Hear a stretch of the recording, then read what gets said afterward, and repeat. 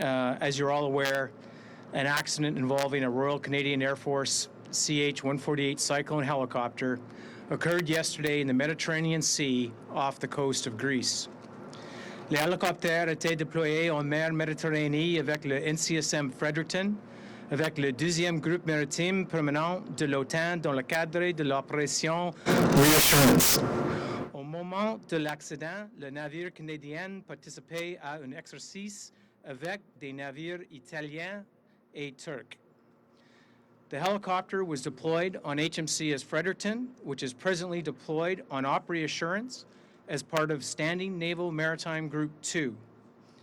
At the time of the accident, the ship and helicopter were taking part in training with their Italian and Turkish allies. Colonel Hawthorne and I cannot begin to express the depth of our sadness that something like this has occurred to our shipmates. To the families, friends, and loved ones of all 6 members who were on board the helicopter, we wish to express our deepest sympathies. As we now know, there were 6 Canadian Armed Forces members on board the Cyclone when it crashed. 4 of those personnel are members of the Royal Canadian Air Force, and 2 are from the Royal Canadian Navy. As released a bit earlier today, Sub-Lieutenant Abbigail Cowbrough, a Marine Systems engineer, died in the crash. Still missing is Sub-Lieutenant Matthew Pike, a naval warfare officer and bridge watchkeeper on board HMCS Fredericton. I will now turn over to Colonel James Hawthorne, Wing Commander of 12 Wing Shearwater, the home base of the Cyclone Air Detachment, to read the names of the 4 missing Royal Canadian Air Force personnel. James.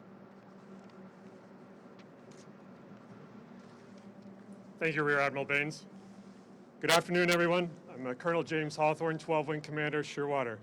I'll be reading the Air Force members that are missing in the Ionian Sea. Captain Kevin Hagan, pilot, originally from Nanaimo, BC. Captain Brendan McDonald, pilot, originally from New Glasgow, Nova Scotia. Captain Maxime Mirand-Morin, originally from Trois-Rivières, Quebec. Excuse me, and Master Corporal Matt Cousins, airborne sensor operator, originally from Guelph, Ontario. Admiral Baines. I would now like to update you on where we are regarding the search operations. With tremendous assistance from our NATO allies, 4 ships, including the Fredericton, 2 Italian ships, and 1 Turkish ship, continue to search with shipborne helicopters and fixed-wing patrol aircraft from Italy, the United States, and Greece. This search will continue through the evening and into tomorrow. Right now, search conditions are good, but we are now searching a much larger area given the effects of wind and current. This search has been going on for some time now, over 24 hours, and has been absolutely assisted by the terrific work of our allies. They have been absolutely steadfast in supporting Canada in searching for our missing crew members, and we thank them deeply for what they're doing. A Royal Canadian Air Force flight safety team will depart Canada shortly to investigate the circumstances of the accident and will begin to work immediately upon arrival. As briefed earlier today, the cockpit voice recorder and flight data recorder have both been recovered. That completes my opening remarks. Again, our sincerest sympathies to the families, friends, and loved ones of all the members.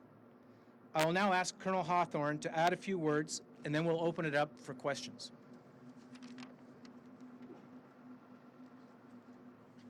Thank you, Rear Admiral Baines. It is with great sadness that I speak to you today about the incident that involved 4 esteemed members of our maritime helicopter family and 2 shipmates from the Royal Canadian Navy. C'est avec beaucoup de tristesse que je vous adresse aujourd'hui au sujet de l'accident avec 4 de nos honorables membres de la famille des hélicoptères maritimes et 2 collègues de la Marine Royale Canadienne. As stated by the Prime Minister and the Chief of the Defence Staff earlier today, These individuals are heroes who are doing what they always do. Tel que mentionné plus tôt aujourd'hui que le Premier ministre et le chef d'état-major de la Défense, ces individuals sont des héros qui faisaient ce qu'ils ont toujours fait. As we wait for more information, our thoughts are with the family, friends, and members of our military family that are affected by this incident. Events like this remind us of the danger that comes with our call to service, and we are forever changed by them. To the families aboard the CH-148 Cyclone helicopter involved in the incident yesterday, please know that we are here to support you through this difficult time. By providing home front support to deployed members of our team, you have played an integral role in the success of our missions. Now it is time for us to return the favor and support you during your time of need. And this is a mission that we take very seriously. You are part of our military family, and we are in service to you. Vous êtes membre de notre famille militaire, et nous vous sommes de service. To our military family, we need to be there for families and friends at this time. I know that you will open your hearts to them. We also need you to be there for one another, so check on your brothers and sisters in arms and provide them with the love and support that they need. We recognize that the current COVID-19 crisis makes it difficult to physically comfort each other, but please take a moment to call, text, or video chat with your friends. The Canadian Armed Forces offer a wide range of support services for our members, and everyone is encouraged to use these resources during this difficult time. After events like this, we're left asking a lot of questions about what happened, how it happened, and why. Unfortunately, we cannot answer these questions at this time, but I can assure you that we are working to find answers.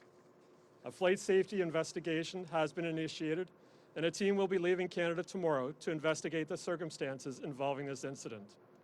I would like to take this time to reiterate words previously said by Rear-Admiral Baines, to thank our allies from NATO, and particularly the United States, Greece, Italy, and Turkey for their assistance with the search efforts. During this time, it is comforting to know that we have support from the international community. In closing, I would like to reiterate that our military family stands together during difficult times like these, and I encourage everyone affected by this unfortunate incident to reach out to those that bring you comfort. Pour terminer, j'aimerais réitérer que notre famille militaire est unie lors de ce temps difficile et j'encourage tous ceux affectés par cet événement. Merci beaucoup. Thank you very much. Thank you. If you have questions now, yes, go ahead, and please indicate who it is to whom you'd like to speak.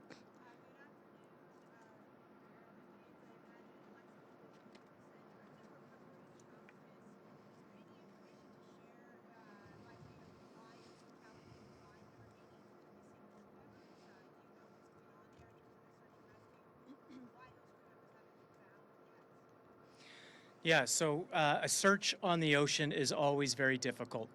Even in relatively calm conditions, very small objects in the water are very difficult to find over long periods of time, especially as wind and current expands the search area. So even in perfect conditions, it is a very difficult thing to do a search on the water. But they are continuing, and they will continue to search while they believe there's still an opportunity to find survivors.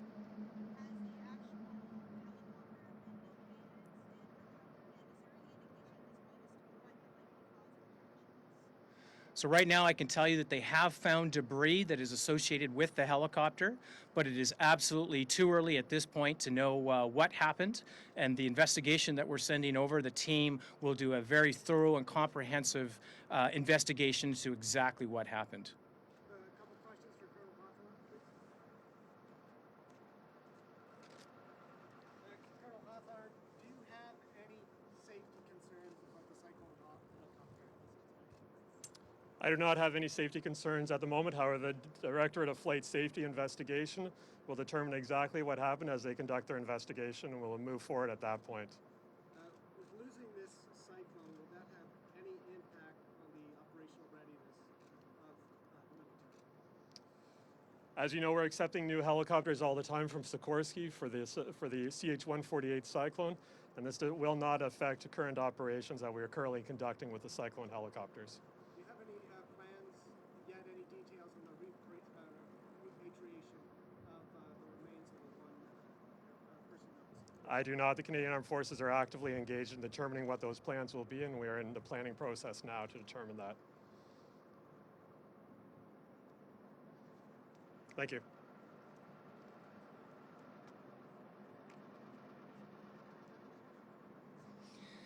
Oui, c'est très difficile de trouver quelqu'un sur la mer dont les conditions très bien.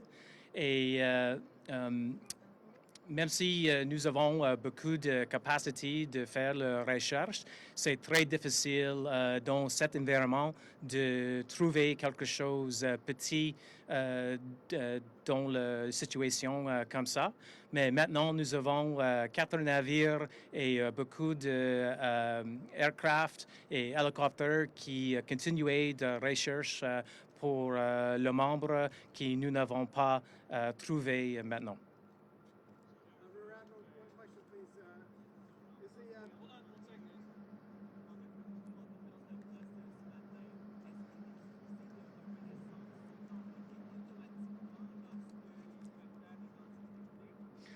Oui, nous ne sommes pas sur la situation exactement avec cet système, mais c'est possible, c'était automatique quand les hélicoptères entraient la mer. Oui, oui. Go ahead. Do you have any plans to send any more military assets overseas to help with the search? So we will be sending the search team over with support for the ship and the air detachment, including extra padre, social workers, and going forward as we look at repatriation, as we look at how we're going to manage the cockpit voice recorder and the flight data recorder, we'll then determine whether we need to send additional assets over to retrieve those so they can be analyzed back here in Canada. And so we're still in the planning stage. We all have to bear in mind that the ship is still involved in the search, and so we have to kind of wait and see how all that turns out before we know fully how much extra capacity we'll need to send over.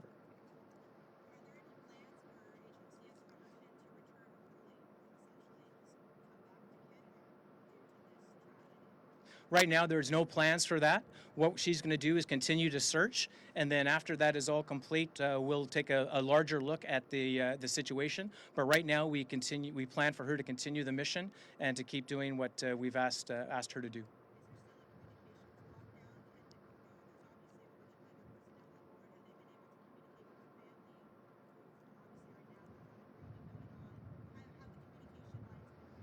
Yeah, while we're continuing on with the search, those communications have been restricted. The commanding officer of the ship has been able to send a note out to the families of all the crew members to tell them what the situation is, but we still are restricting communications, generally speaking, while we continue with the search, because as you can imagine, it's a very dynamic environment. Just one more question. Can you offer us more details and be a little bit more specific as to exactly what the helicopter was doing at the time of the crash, what its mission was, why there were that many people on board? Any details at all? Yeah, certainly. So as you can imagine, when we work within our NATO task group with our NATO allies, we do a lot of training to be interoperable together. And at the time of the crash, the helicopter had been up doing training operations with not only the Fredericton, but the Italian and Turkish ship. They were doing recognized maritime picture operations and very common training exercise. And it was on the completion of that, as they were returning back to the ship, that the helicopter crashed. What is recognized picture operations? Yeah, that's basically going out and making sure that you have a very good picture of all the surface and air contacts that are around the task group. So they would have been out doing that and passing that information back to the ships.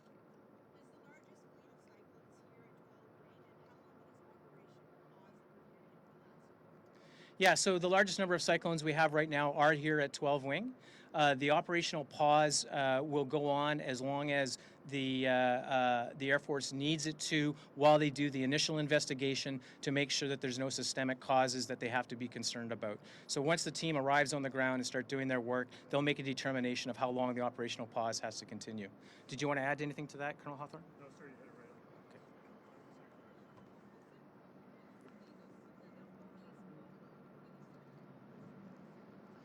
on. Nous allons continuer la recherche pour le membre pour le temps que nous pensons c'est possible de trouver quelqu'un qui a survécu.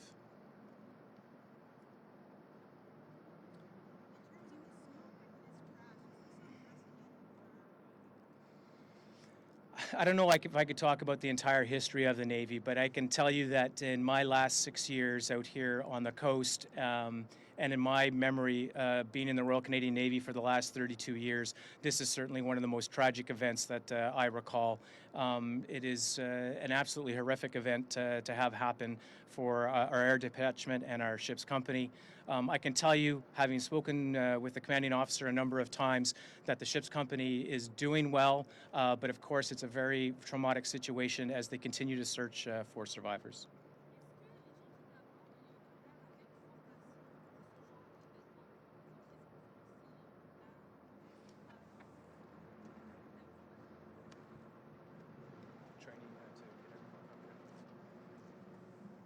Est-ce que vous reposez la question, s'il vous plaît?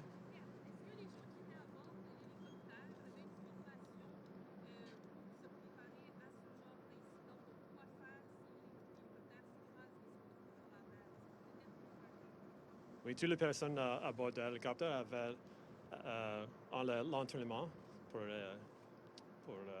sortir de l'hélicoptère dans la mer. Alors, ils ont l'entraînement nécessaire pour ça.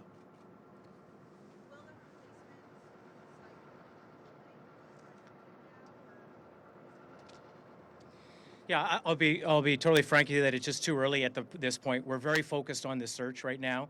Once we're further down the road, we'll look at what our options are and then decide whether, given the amount of time left on the deployment, whether it makes sense for us to try and put another Cyclone down range or whether we just let the ship finish deployment as is. So a bit too early in the process to know the answer to that now. Could you comment on the sea conditions over the last 24 hours in the area? All I can really tell you is that the sea conditions have been good, that it has been good for the search, which has allowed them to find some debris.